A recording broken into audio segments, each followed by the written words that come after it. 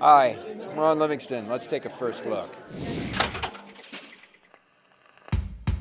My grandfather used to tell me stories all about this one soldier. As he got older, the stories got stranger. Some I believed, others I don't know. But it wasn't describing a man. Wallet, keys. It was more like something mythic, legendary.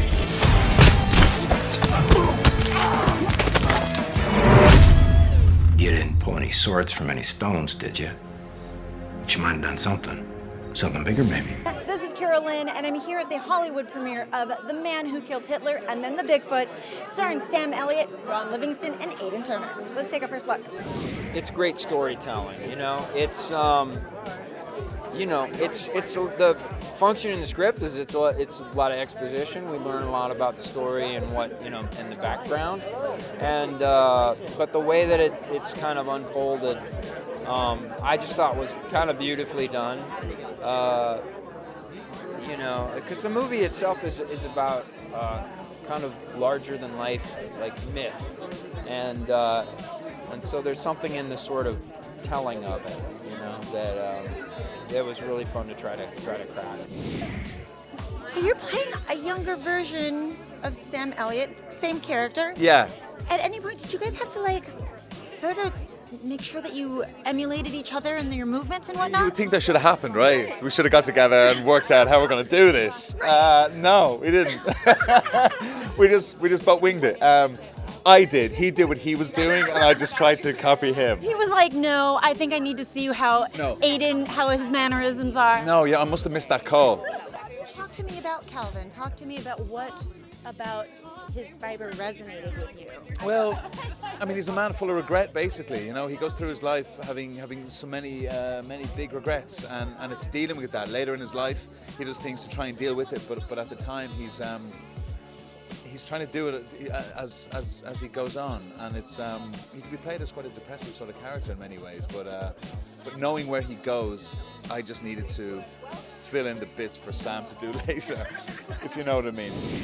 When they called you and they said, Sam Elliott is interested in being in your first film, talk to me about how that felt. I was in an antique store in town with my wife. It was just a couple days before Thanksgiving, and I live in Massachusetts, and I got this phone call, and he called the next day, and we had about an hour-long conversation, and he just said that there was something honest about this and something that he wanted to say about decency, that he was worried is fading in the world, and it reminded him something about his father. And he said, I know I'm not going to get paid much for this, but I'll see you in Massachusetts. So, I mean, yeah, it changed my life. You also have, a great, your cast. I mean, you got Ron Livingston, Caitlin. Talk to me about casting those guys.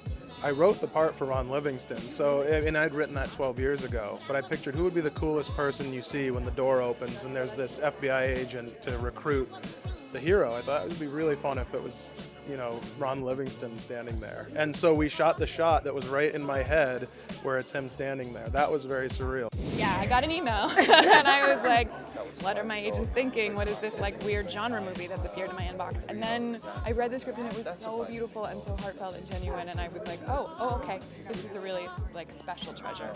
Well, my character takes place, I sort of am in the 1945 portion of the film, and there's a scene where my character's writing a letter to her beloved who's away at war, and my grandparents did that in the World War II, and I had this, and so it really struck a chord with me for that reason. So when you get a script that's titled The Man Who Killed Hitler and Then the Bigfoot, what were your expectations versus what you actually read? I think when you get a script with a title like that, you don't have very high expectations. It's a bit of a pulpy title, isn't it? But I was intrigued by it, and the fact that I knew that there were a couple of people that I admired, in John Sayles, Douglas Trumbull is the other name I was thinking of. I was very curious about it. And then to talk to this guy, Robert Krzylowski, who conceived and wrote it all, I just threw in right away. It was something I wanted to do. Well, I understand the underlying theme of this movie, even though it's got such a crazy title, is kindness and respect and how you treat people. Would you agree with that?